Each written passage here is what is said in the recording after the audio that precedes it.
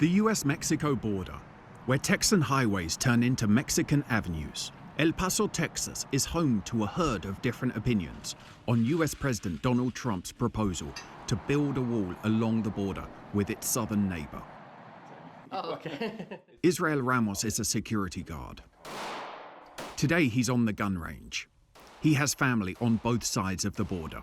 I understand they're trying to come over for a better life, but I mean, in a way, is why can't they do it the proper way? He worries about the financial burden non-US citizens put on public services. In my eyes, I see that we shouldn't just have a wall, we should just enforce it more. Others point to Mexico's deadly drug war and say a wall is needed to stop the cartels moving north. Do we have an emergency? And the answer is absolutely, we do. Roger Rodriguez is the coordinator of the Terrorism and Homeland Security Program at the U.S. Army's Fort Bliss in El Paso.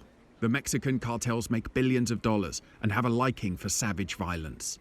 They have become a national security threat, and Rodriguez believes only stoppable by a wall. Now what we've seen is that there really is no difference between a terrorist organization and a cartel. The Jalisco Cafe is a landmark here. This is the cow stomach, and we put a cow's foot on it. Famous for its lunchtime menudo dish, a traditional Mexican soup. Hector Chavez is the owner and thinks the wall is just like the fence in El Paso. It won't stop drugs coming in either. We've had fences, we had walls here forever since I can remember. It's never worked, and they say there's a lot of drugs. I mean, there's a demand here, so there's going to be drugs anyways. So you're never going to stop the drug floor. If there's a demand, there's supply. In a restaurant, Sandra Dominguez lunches with her mother. I do not approve of the wall. She believes the U.S. should welcome immigrants. The humanity of it, as myself as a human being, as a child of an immigrant. Rancher Ed Orr believes the wall is needed. Here comes a Border Patrol helicopter. He remembers what life was like before the government put up a 5.5-meter fence at the edge of his farm, right along the border, 2 decades ago. I mean, when they're hauling dope through your property in broad daylight, I mean, over and over and over again, and you see 10, 15 illegals crossing right by your house, I said, you know, it may be time to go. And then when they put the fence up, put an end to all that.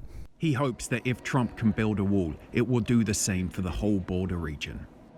The debate about what to do at the border is set to keep going. Toby Muse, CGTN, El Paso, Texas. For generations, people have drifted back and forth across the border that divides and unites El Paso, Texas, and Ciudad Juarez, Mexico. Like many, Gerardo Sainz's life is split by the border. It's kind of hard being in these two places at the same time, but I have my family in Juarez and I study in El Paso. It's like having two lives at the same time, you know? In Ciudad Juarez, families play music at the roadside to raise money for the youngest daughter's education, as billions of dollars of commerce flow through here. It's a place you'll find little support for US President Donald Trump's proposal for a wall. Freddy is a pollero, someone who helps illegal immigrants get over the fence. He checks to see if the Border Patrol is close. With ladders and pipes, he helps Mexican and Central American immigrants over to the other side, to the US. It's a crime what he does, so he didn't want his face shown. He charges $20 a head. Freddy understands why some Americans might want to build a wall, but believes most immigrants should be able to travel to the United States. Es como entrar a una casa ajena, a un patio ajeno, tienes que pedir permiso uno. It's like walking into someone else's house, someone else's garden. You have to ask permission. But these are just families trying to reunite.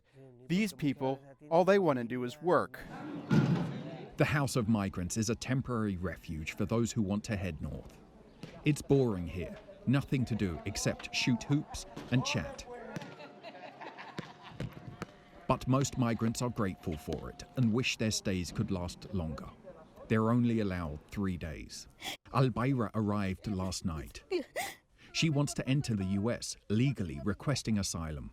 Y por eso nosotros como mexicanos, we were asking for political asylum from the U.S., and hopefully they'll give it to us because our lives are in danger. She and her 10-year-old daughter have fled a region in Mexico drowning in cartel violence.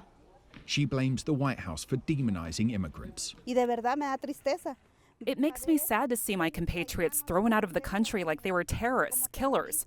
We're not fleeing because we're killers. We're fleeing because we've been threatened with death. We're not going to do any harm to the U.S. We're going to be grateful. Gerardo has been watching immigration, legal and illegal, all his life.